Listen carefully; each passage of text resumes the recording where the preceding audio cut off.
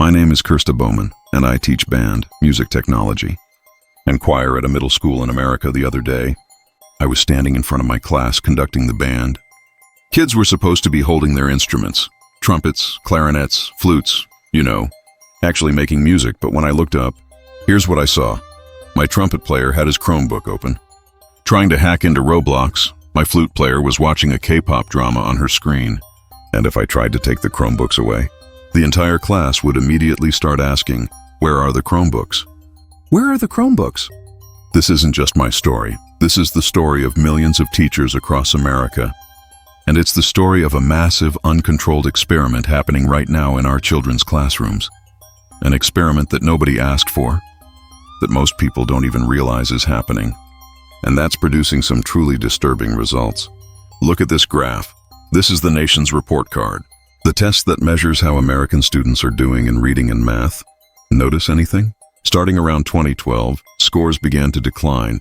And you know what else happened around 2012?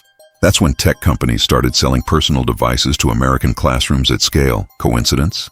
I don't think so. And by the time I'm done telling you this story, I don't think you'll think so either. Let me take you back to 2011. Google launched something called the Chromebook with a ton of hype and marketing buzz. This is the future of computing. This is the future of education, they shouted. But here's the thing. At first, the Chromebook was kind of a disaster. It was basically a crippled laptop that could only run a web browser. You couldn't install real software on it.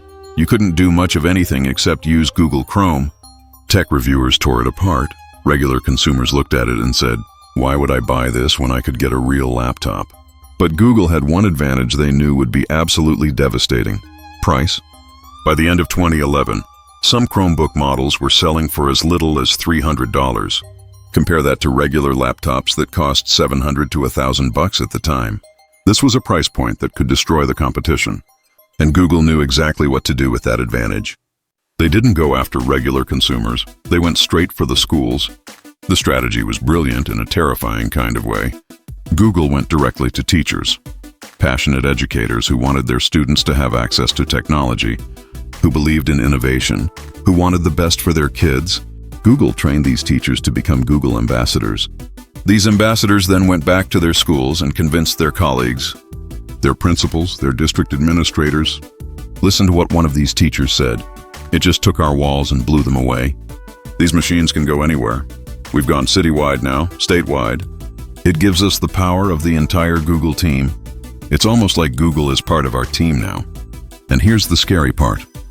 That teacher genuinely believed they were doing something good for students.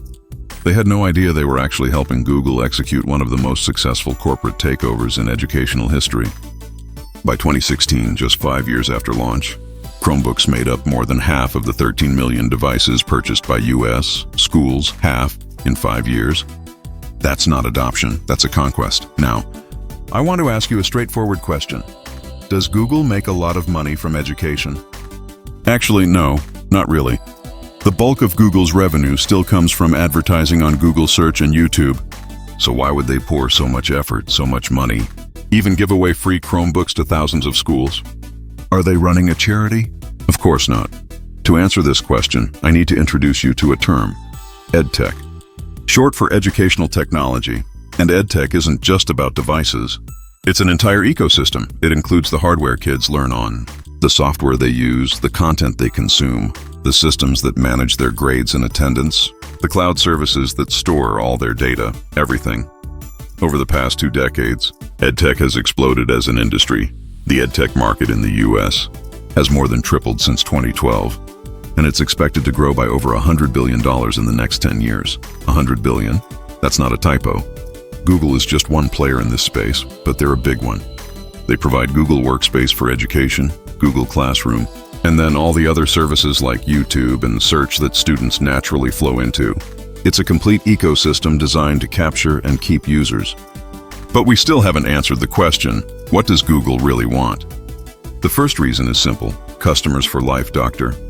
Jared Cooney Horvath is a neuroscientist who specializes in learning, memory, and attention, and he put it perfectly. Even if you got this Chromebook free now, you're a customer for life. Think about it. A 6-year-old kid starts first grade with a Chromebook. For 12 years, that kid grows up using Gmail, Google Docs, Google Drive, every day, every assignment, every project. It's all Google. By the time they graduate high school, they've been using the Google ecosystem for over a decade. Now they go to college, they enter the workforce. What are they going to use? Of course, they're going to use Google. They wouldn't even know how to use anything else. They're not going to switch to Microsoft Outlook or Apple iCloud because they've been locked into Google since they were 6 years old. This is called the lock-in effect. Multiply that by 50 million students in the US. Multiply it by an average lifespan of 70 years. Calculate how much money Google makes from that. The numbers are staggering. The second reason is even more valuable. Data. And I'm not talking about just any data. I'm talking about the most intimate, detailed, comprehensive data collection operation you could possibly imagine. Every time a student logs into a Chromebook, Google knows what they're searching for, what videos they're watching and for how long, what words they're typing, even the words they delete before hitting send. Google knows what assignments they're submitting, what subjects they're good at, what subjects they struggle with. They know where the student is located at all times. They know who they're emailing and what they're saying. Google claims they don't store student data or target kids with advertising. But just this year, they paid a $30 million settlement with parents who alleged that YouTube collected data from kids under the age of 13, which violates a federal law called COPPA, the Children's Online Privacy Protection Act. They also settled another lawsuit, alleging they collected and stored students' biometric data, and they're currently facing even more legal action.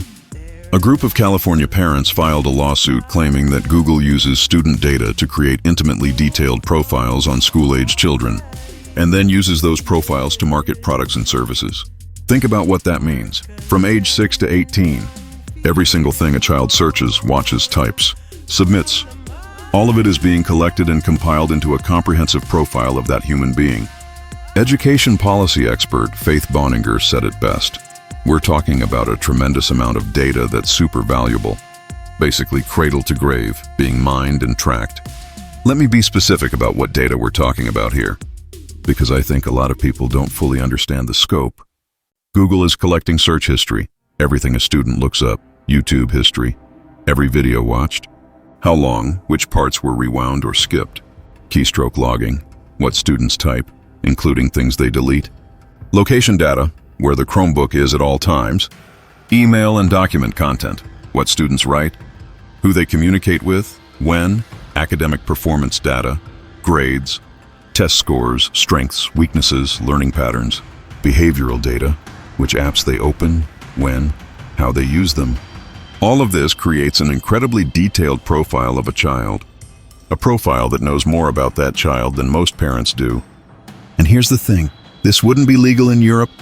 Under the European Union's GDPR regulations, companies can't collect data from kids under 16 without explicit parental consent. Violate that. You can be fined up to 4% of your global revenue in the US. Our law only protects kids under 13, and even when companies violate it, they just pay a fine, a few $1 million, which is pocket change for them, and keep going. Faith Bonninger nailed it when she said, just being made to use this at school every day without understanding what it's taking from you, that is its own type of harm. The third reason Google wants to be in schools is market expansion and ecosystem dominance. Once Chromebooks are in schools, students have to use Google Workspace for education, then they have to use Google Classroom, then they use Google Docs for assignments, YouTube for learning, Google Search for research. Teachers use Google Forms for quizzes, Google Slides for presentations, Google Meet for parent conferences. The entire educational system becomes Google-fied. And once you're in that ecosystem, it's incredibly difficult to get out. The switching costs are too high. All your documents are in Google Docs. All your materials are in Google Classroom. All your workflows are built around Google Tools. Even if a school wanted to switch to a different platform, the disruption would be massive. Google knows this. They're not just selling devices. They're building an empire. And they're using our children's classrooms as the foundation. Now, maybe you're thinking, okay, but surely all this technology is helping kids learn better, right? I mean, that's the whole point, isn't it? Well, let's talk about what the data actually shows. Last year, fewer than 30% of 8th graders in America were proficient in reading and math. Less than 30%? That means more than 70% of 8th graders don't meet proficiency standards. Let that sink in, Dr. Jared Cooney Horvath. The neuroscientist I mentioned earlier has studied this extensively. He says, "We've had data for over 60 years, over half a century, on what happens when tech goes into schools. Unfortunately, it's been bad for 60 years. This isn't just an American problem. The PISA test, which is the Program for International Student Assessment, measures student performance globally in reading, math, and science. Scores have been declining worldwide for more than a decade. And here's the pattern.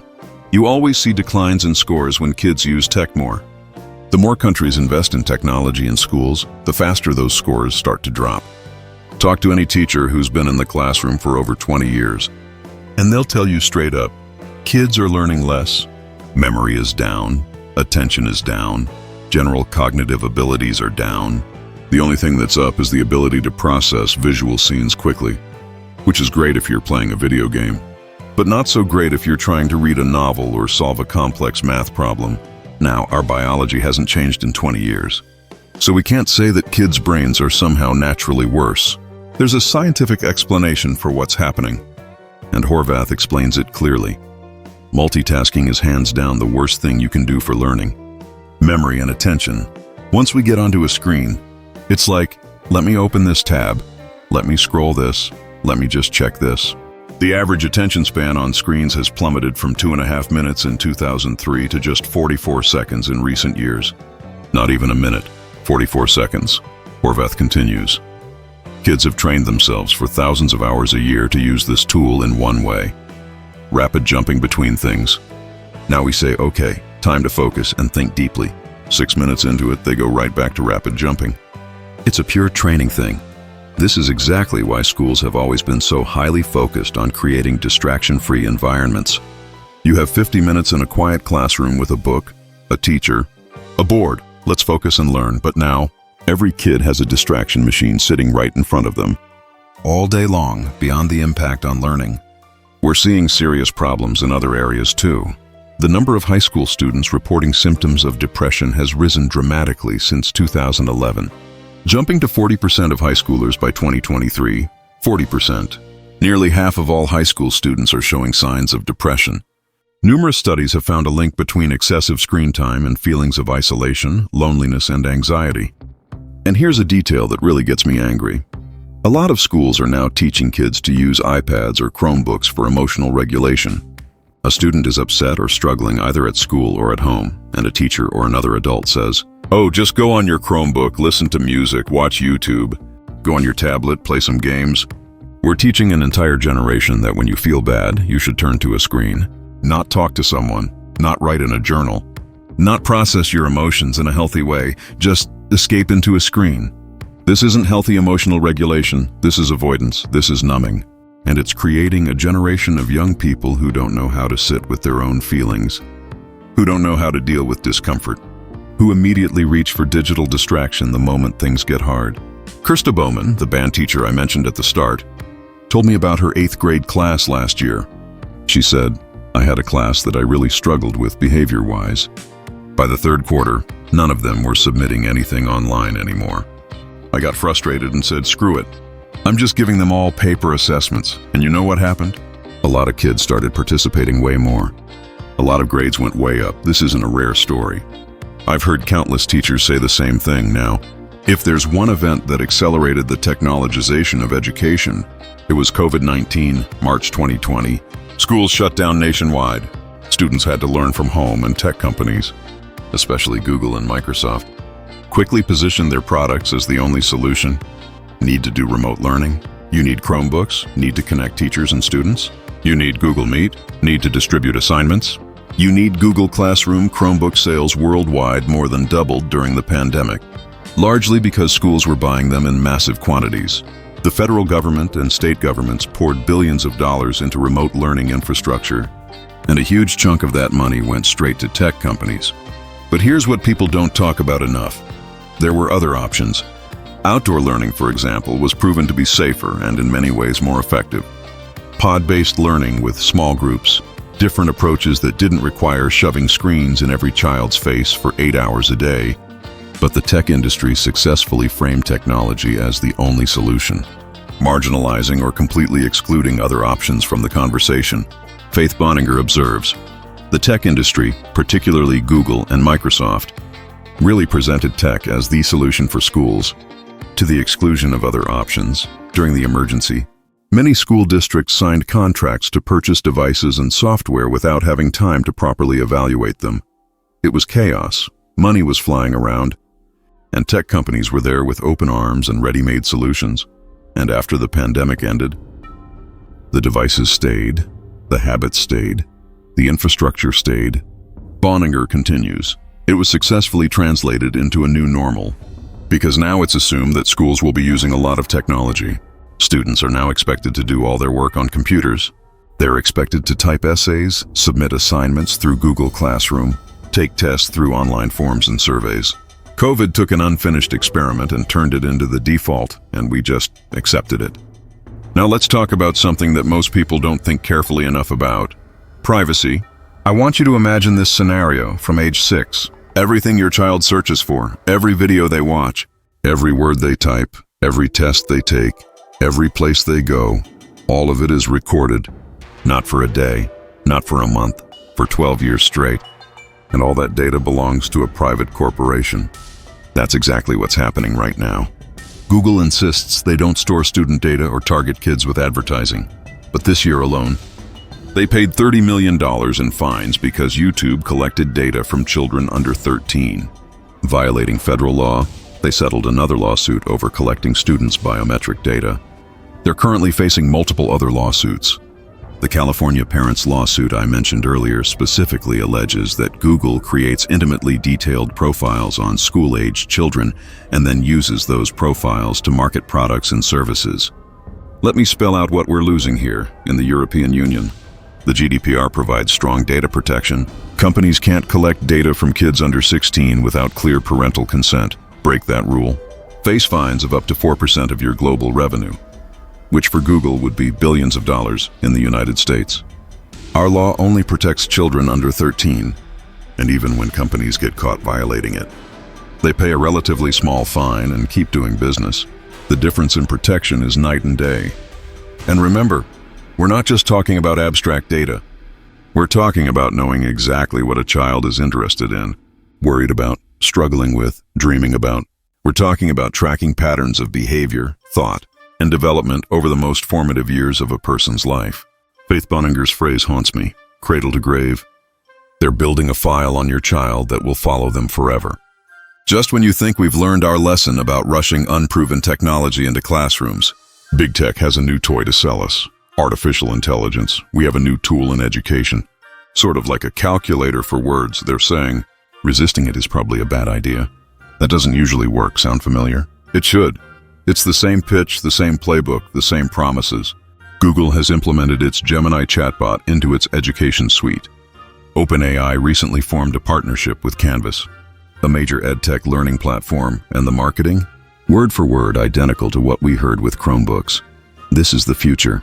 This is a tool that students are going to need to know how to use. Kids will be at a loss if they don't know how to use it, if they're not using it now. Faith Boninger notes, it's very similar to the way it was when we first started seeing laptops offered to schools. Marketing that says kids will be behind if they don't know how to use it, if they're not using it now. And here's where it gets even more disturbing. The federal government is throwing its full weight behind AI in education.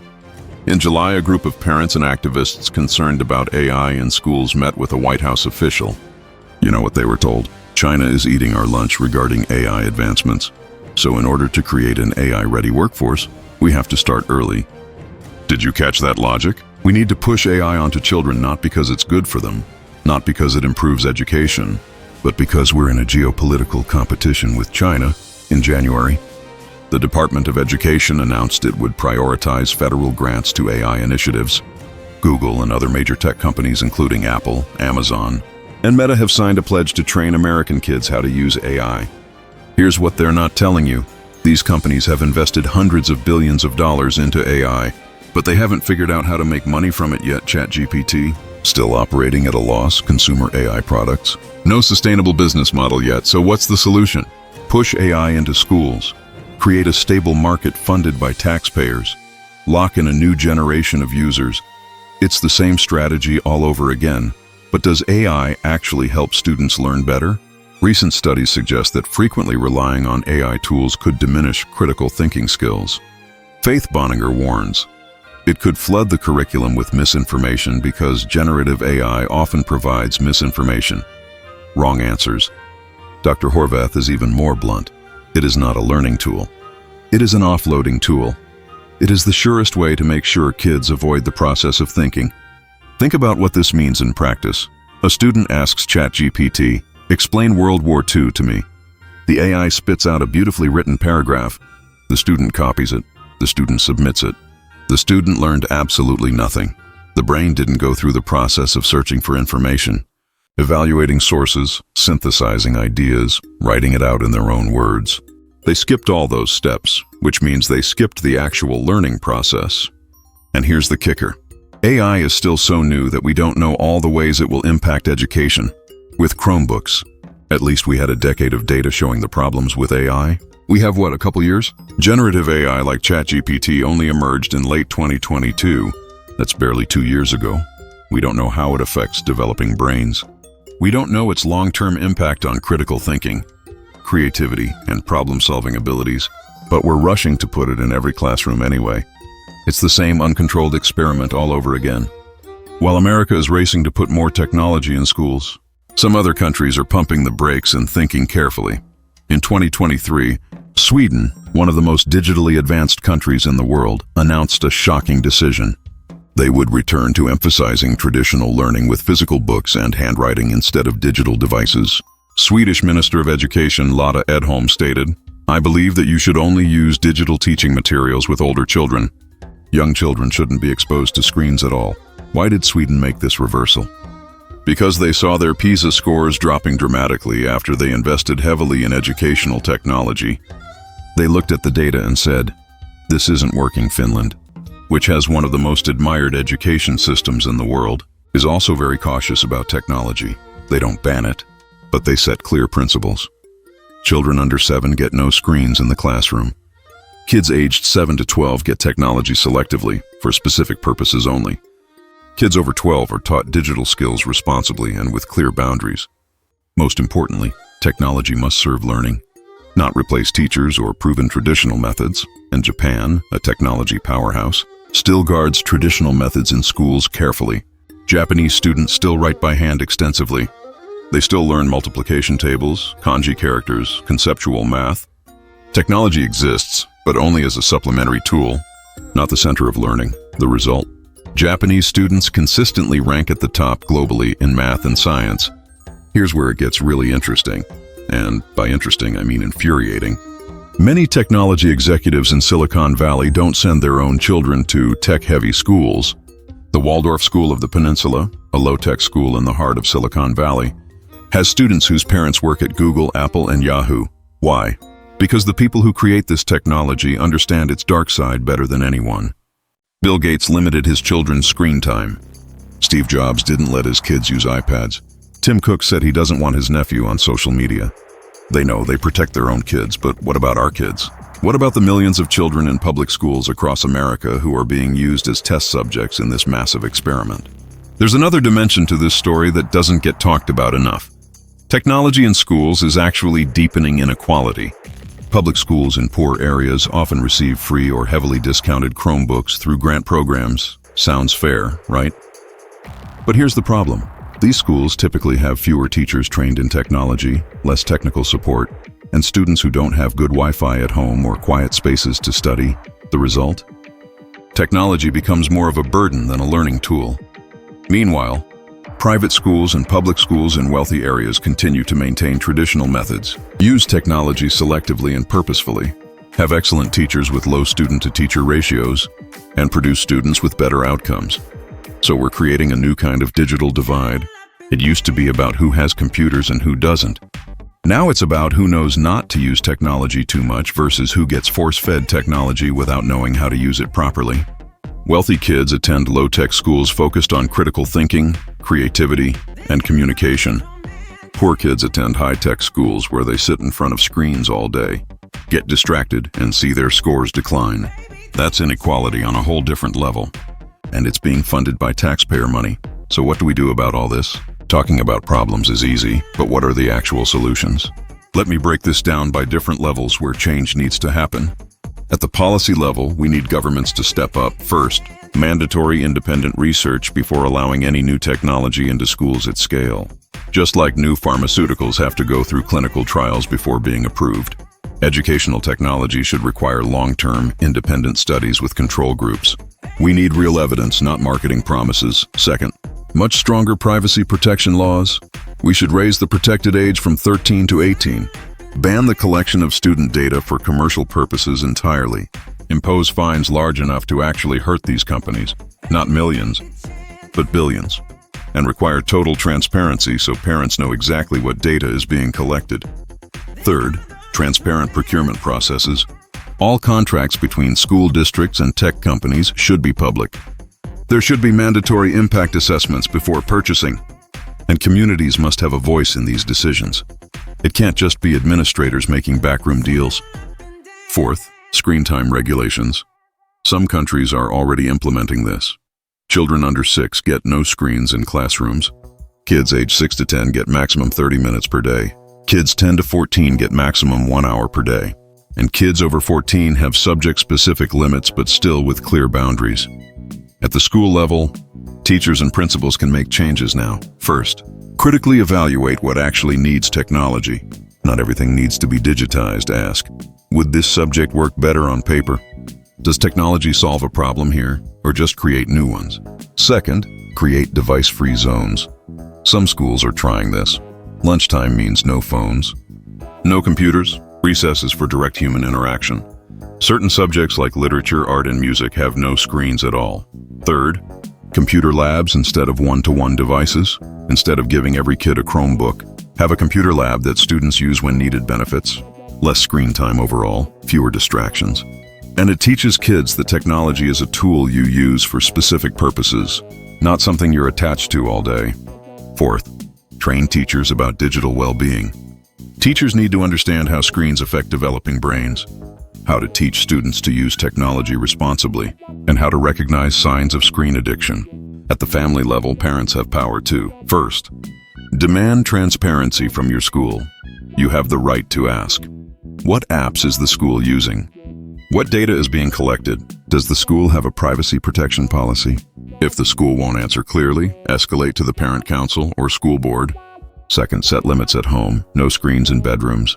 No devices during family meals at bedtime. All devices go outside the bedroom. Third, model good behavior yourself. Kids learn from what they see. If you're scrolling on your phone all day, your kids will too. Fourth, connect with other parents. Find families who share your concerns. Together, create pressure on the school. One parent alone is easy to ignore. 50 parents speaking up together, the school has to listen. Fifth, opt out when possible. Some schools allow parents to opt out of certain apps or devices. If your school doesn't, ask why. Demand that right. Some schools have found successful models worth learning from. The 20% technology model says maximum 20% of learning time can involve technology. The other 80% is books, discussions, hands-on experiments, and handwriting, the technology for creation. Not consumption model means technology is used when students create something, making videos, coding, designing, not for consuming, watching videos, taking online quizzes. The delayed technology model means no technology until 6th or 7th grade. Result: students build stronger foundations in reading, writing, and math. When they do get technology, they use it purposefully and effectively. We're at a crossroads right now. On one side is the path big tech is pulling us down. More screens, more AI, more data collection.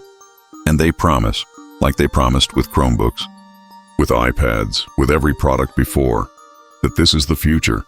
On the other side is the path that science, experience, and our instincts point toward. Children need real human interaction. They need physical books. They need to write by hand. They need to be bored sometimes. They need deep thinking. They need focus. Dr. Horvath puts it perfectly. If you think the primary function of school is learning, then literally every decision we make has to hinge back on what is better for learning. This is an uncontrolled experiment that we have to stop. We have to say enough is enough and let's just hold off. Let's do some studies and figure out what the long-run effects are and maybe where the sweet spot is in tech usage. Because where it is right now, we know it's way, way over the top. The story I've told you today isn't about hating technology. Technology is wonderful. I use computers. I use the internet. I'm not some Luddite raging against progress. But I believe we have to ask the hard questions. Who does this technology serve? Whose interest does it advance? And most importantly, is it actually good for children? Because if the answer is no, and the evidence right now is screaming no, then we have a responsibility to stop. Not because we're afraid of change, but because we love our children more than we love a computer chip. I'll end with a question I want you to really think about. If the people who create this technology won't let their own children use it heavily, why are we letting our children use it? Think about that and then do something about it. Because this isn't just about test scores or screen time. This is about what kind of human beings we're raising. This is about whether we're going to let Silicon Valley turn our children's minds into products to be mined, or whether we're going to fight back and reclaim childhood, reclaim learning, reclaim the basic human right to think deeply and grow without being surveilled and exploited. The choice is ours, but we have to make it now, before it's too late.